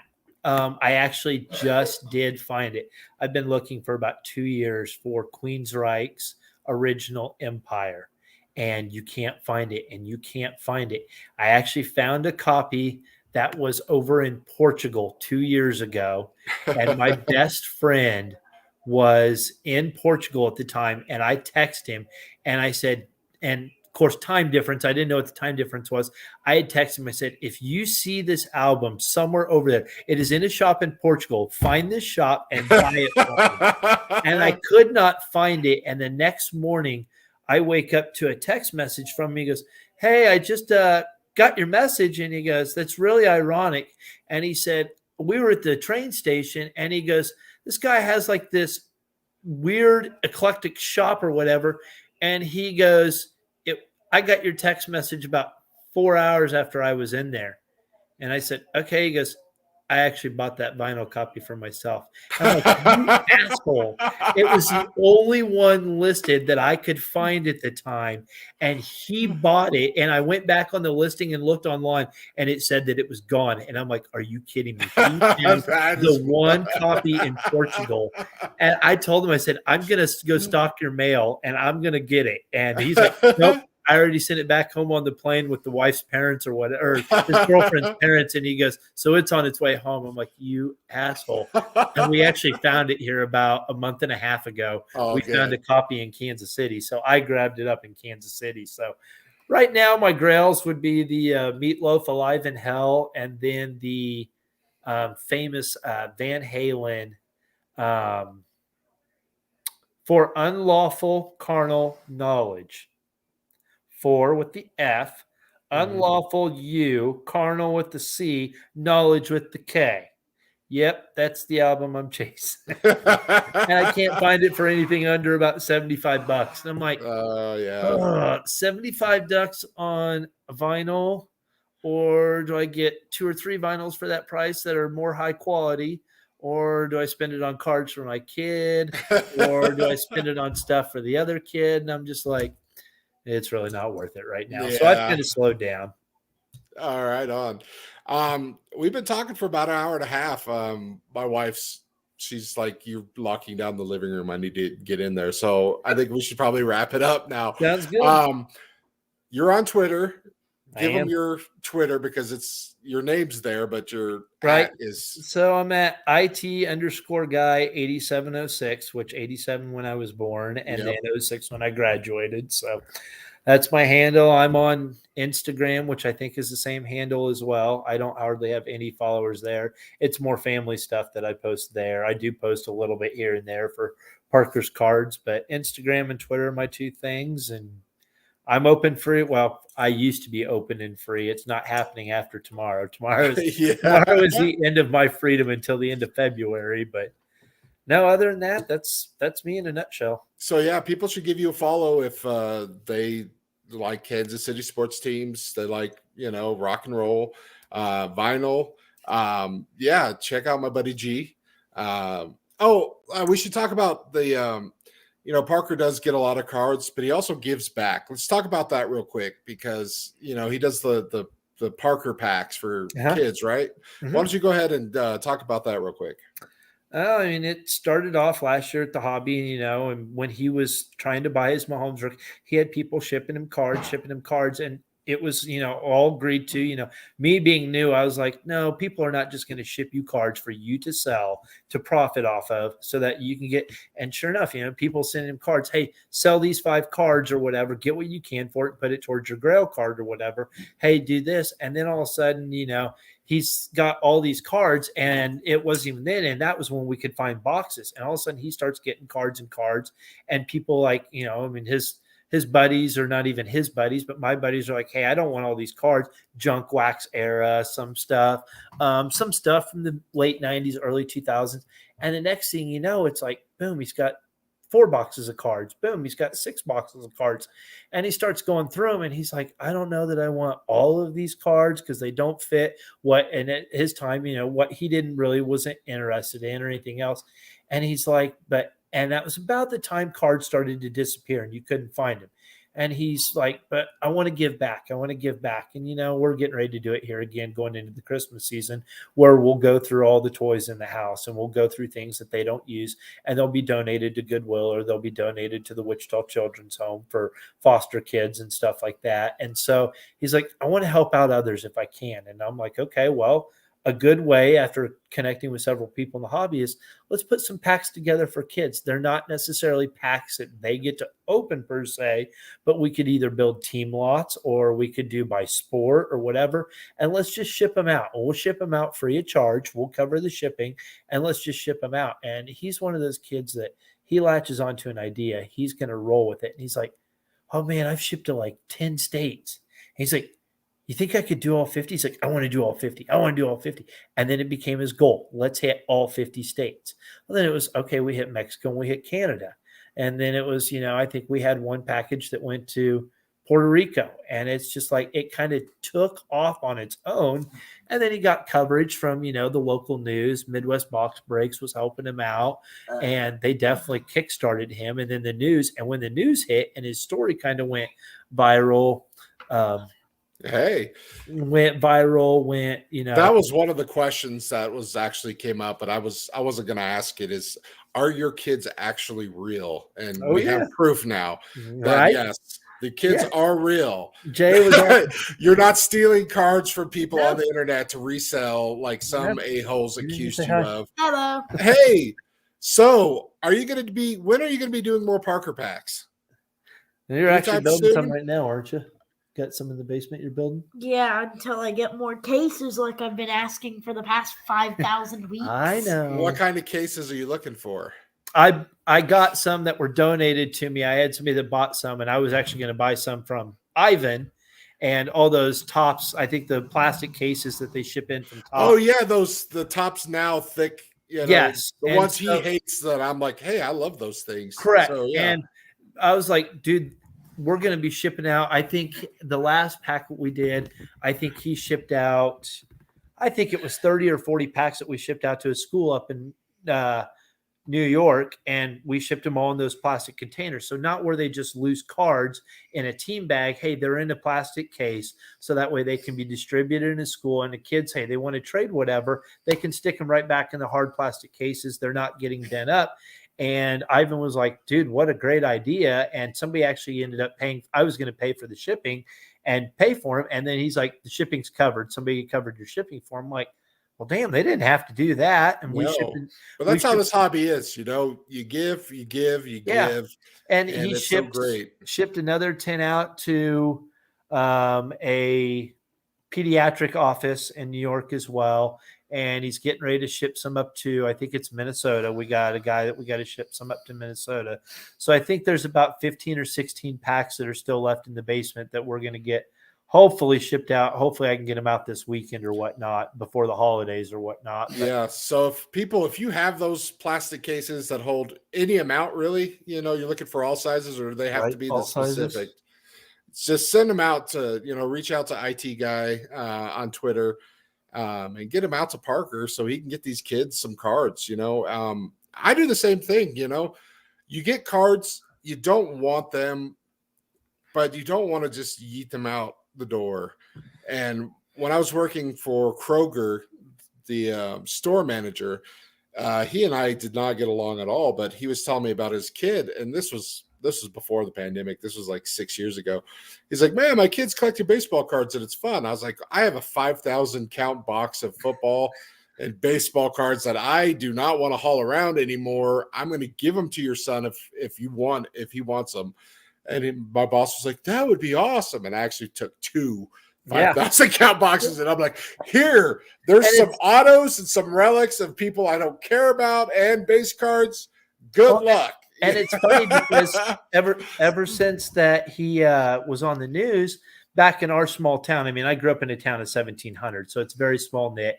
They all know who my kid is back home at my parents' house and stuff. And my mom works as the local librarian, so she sees all the townspeople. And here a week or so ago, a guy comes in. He's like, man, I'm getting ready to move out of my house. And he goes, I've had these cards in my basement for 20, 30 years, and I haven't done anything with them. And I don't know where to, because there's nowhere around where I grew up. There's nowhere within 2 hours now of anybody having a shop. Because I don't know who to take them to get any value. He goes, would you know anybody that would be able to like tell me what these are worth anything? And my mom's like, I got 2 guys that can help me out. And so she messages me, and he's like, he threw me a proposition. You go through them and you get the card prices or whatnot, and maybe even sell them. And he goes, he's going to split the money with you. And I said, that's all going to be on Parker. Parker calls them.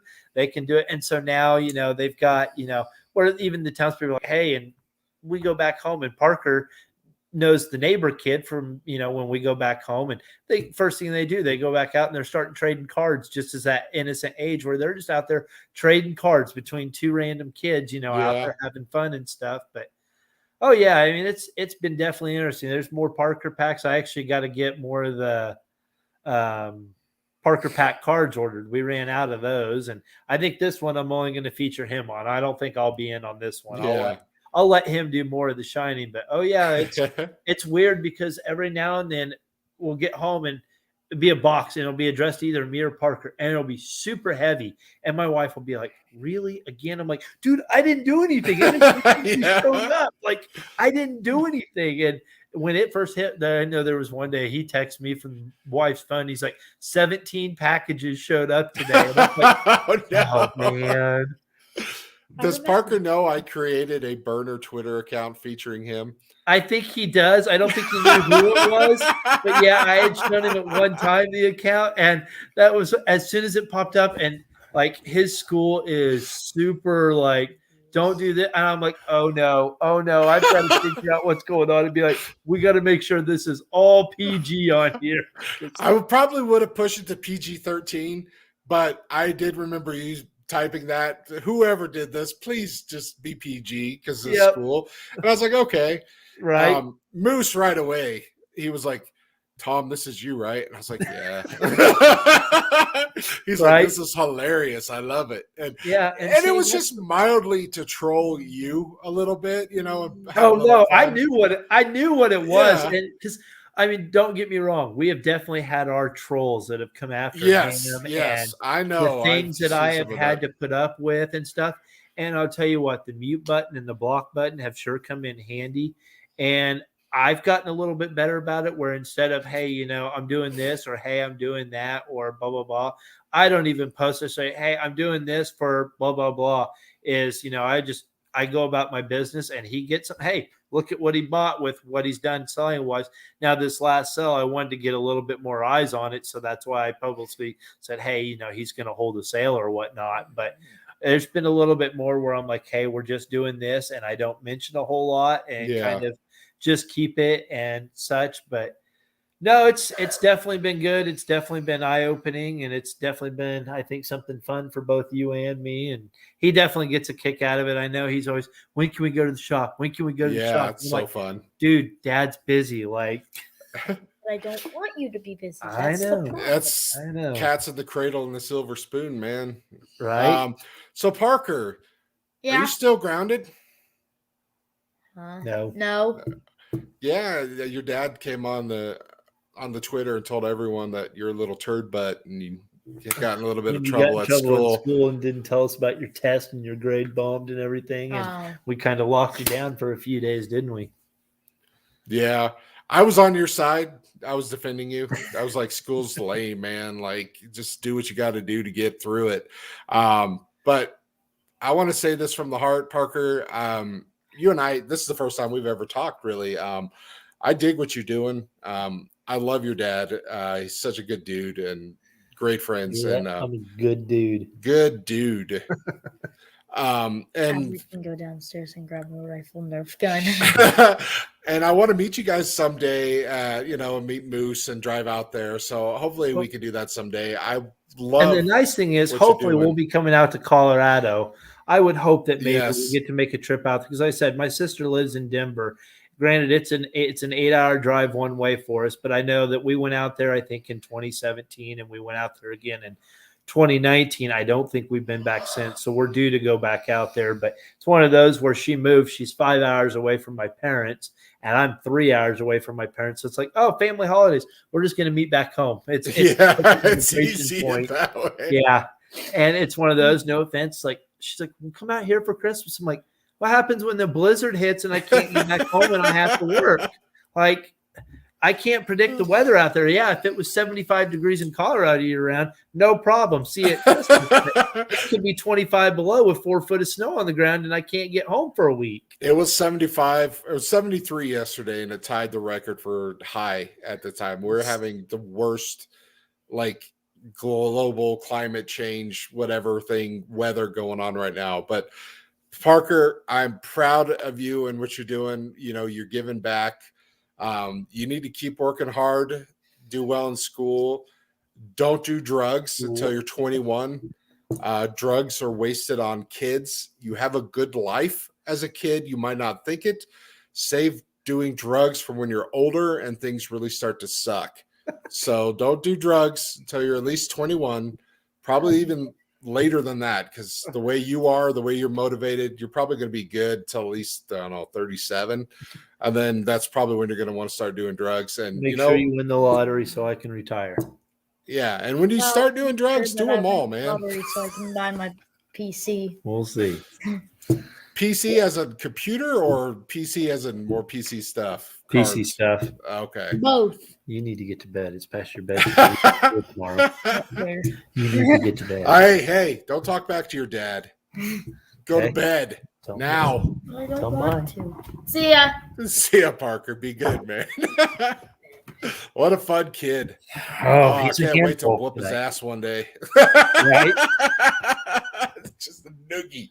All right. I'm that uncle. I'm that bad I said, uncle. hopefully we can get back out there to Colorado. I would definitely love to get back out there. I've the times I visited it was one time in summer, and don't get me wrong, it was hot when we were there. I Yeah. went one time in fall, and man, it was gorgeous when I was Yes. there in fall. And then we went over spring break 2 years ago, and we drove out there on a Saturday night, and thank goodness we did, because Sunday there was a blizzard that hit, and we were snowed in Castle Rock Sunday and Monday before we could do anything. But it's a gorgeous area. I love Yeah. it. And as much as I don't like my Denver Broncos now, I don't like them. But there's a lot of neat things across the country that you don't see. Yeah. Get to tour the Olympic facility in Colorado Springs. Go to the Denver Mint. Pikes Peak and Cave of the Winds and Seven Yeah, Falls. so And many great things. there's so many great things out there. And like I said, that we could do so many things with the kids and everything else that out there. It's not just adult themed, and that there's something for everybody. And it really does make it enjoyable. Good night, bud. Go Chiefs. At That's my Geehaw boy. Stadium. I was going to say, like, if you're going to visit Colorado, the summer, it gets warm, especially when the sun is out. The sun is going to make it feel 20 degrees warmer than it is. So if it's 90 and the sun's out in Denver, it's going to feel like 110. It's going to be miserable. Fall is the perfect time, except we kind of get a weird random September, October crazy snowstorm almost every year, every other year. So you got to make sure you miss that. But otherwise, it's beautiful. Spring is great, but there's more chance for snow. But then everything is melting. So you can't go outdoors because it's just mud from all this. Yeah. So really, September, like October, is really nice out here. The summer, if you can handle it, or if you're like going into the lakes or have some way to cool down, that's host a damn PGA golf tournament, so that way I can get back out there. They did at one of the courses here. They had them. Yeah, not the too long women's ago. major. Yeah. Not too long ago. Yeah. Not a men's. They have men's tournaments, but not a major. But they had a LPGA major, I think, a couple of years ago. Lots of golf courses out here. That's one of the fantastic things about it is so much golf. Well, I said we should probably wrap it up 20 minutes ago, and look where we are. This is why I love talking with my friends, because it's just like there's just so much more to get to know and get to do. Garrett, yeah, we better wrap it up. Olive's looking at me like she's got to poop and probably going to poop in my shoe. But when you're all done with this, absolutely, I would love to talk to you again, because we didn't get to half the stuff, that I kind of wanted to dig more into. So you let me know when your schedule lightens up, and I'd love to just talk again. Like I said, this is about me just talking to my friends to get to know them better, and so people on Twitter can get to know why I like these people so much. And, hopefully you find some more friends, because the hobby, we reward each other. If you do a good thing and people see it, someone's going to do a good thing for you. And that's not why we do the good things. We do the good things because, hey, yeah, you see a guy with a kid who can't get cards, so you send him, some cards or whatever. Like, oh yeah, I love this player. And hey, I have a card of that player. I'll send it to you. The racks. That's what's so much fun about this community, is that we just kind of and I'll be the first circle. I can be the first one to say, whether or not this all sticks for everybody for the next 25 years or whatever, the impact that the hobby has had on my life has been permanent. Yeah. And I look at the day that we adopted Jax, waking up that morning to the sign in our front yard, that is permanently part of our lives. That is permanent. That went in our slideshow. That's going to be in our memory books. And, the fact of when people are stopping by our house and they're like, what's going on? And we're telling them, and, telling friends and family, this sign was paid for by quote unquote strangers across the internet that I've never met before, besides maybe either face-to-face via webcam or, texting, but I've never met true face-to-face in person, besides that I've met two people and that's it. Those people are forever etched in our lives because of what they've done for us. And to tell people that random strangers across the internet bonded together to impact your life in a way that you'll never forget. That's what the hobby's done for me. I mean, it hasn't been, always, oh, the hobby has made me thousands of dollars in PSA 10s, because that's not what the hobby has done for me. The hobby has given me father-son bonding time. It's given me time that, memories that I'm going to have forever. It's brought me memories with my family. It's brought advice and new friendships. And that to me is more important than any piece of cardboard that I'll have in my life. Che and I have said this for a while when we were doing our show. This is the reason we're still around. Yeah, we still like to collect cards every now and then when we can, but really we just like hanging out with our friends that have impacted us. It's so not going to much. be what kind of clothes I wore today. It's not going to be what kind of car that I drove. It's not going to be how much money I had in the bank. If I've made a difference in somebody's life 50 years from now, I look at my second grade teacher is still one of my biggest influences that I've ever had in my life. And I was a senior in high school. I was her student teacher. When I was going through college, she was the one I relied on for information and references. And, she's one of my biggest supporters. And if I can impact anybody's life like that, hey, I've done my job. Yep.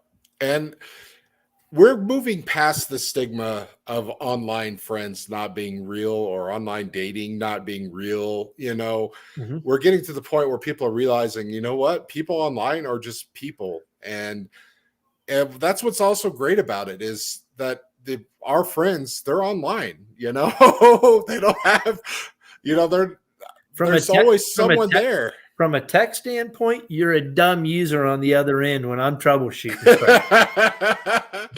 But that's the thing, though. You're like, man, I had a bad day. And you get like 4 or 5 people are like, hey, man, what's up? Or you just get a DM or, I've given my number out to people because I'll take like a little Twitter hiatus every now and then just to, kind of get away. Yep. But then they'll just text and be like, hey, man, you okay? And I'm like, yeah, I'm just tired. Just having one of those bad days. And I just don't want to sound like a ungrateful person because, my life's not bad. But, right. Doesn't matter how good your life is. You're still going to not like it at some point Correct. in your life. But, I could try to text my friends from high school that don't text me back, or I could just, text Che or Chris, or go into our group chat, our Cardboard Connection group chat and vent. And you guys are, give me what I need. And everyone's selfish. You need stuff from people. Yep. And sometimes all that is just attention and not like pay attention to me. It's just like, I validate your feelings, man. And, that's what's the beauty of the internet and all this stuff is that keeps happening. You keep being like, hey, man, like, oh, yeah, we're so excited for Jay, oh, yeah, Jay, we'll send Jay cat cards or we'll say, or whatever. And now chicken. Chicken. And now it's, Jax, we got the name, we see this evolution of our friendship. And that's what's so great. It just builds and builds. And now it's like, if I'm having a bad day, do I want to text my high school buddy of, 25 years? Or do I just want to go into my group chat and be like, hey, man, this is the day I had. And then, someone's going to be in there and they're going to be like, hey, Tom, sorry to hear that, That's what's great about tomorrow with officiating kicking off. Man, we talked so much trash in the locker room. That coach was a jerk. Get all that out. Right? Yeah, it's been great. I love it. I want to talk to you again sometime after the season's over. Like I said, I just want to talk, get to know my friends better and share my friendships. That's why it's on YouTube. And it's also on YouTube because it's uncomfortable for me to like get personal with people because I don't know how to do it.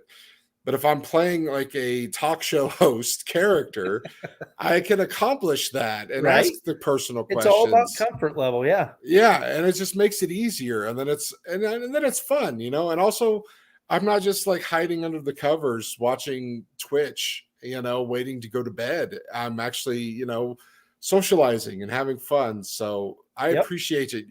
You did so much more for me than I did for you with this. So I'm so appreciative of that. And thank you. And hey, anytime. Yeah, All yeah, I get to go do is throw on the zebra outfit tomorrow. So yeah. Have fun with that. I will. And yeah, I actually do look forward to it as much as some people, they think of it as a quick money grab. It's actually one of my bigger passions.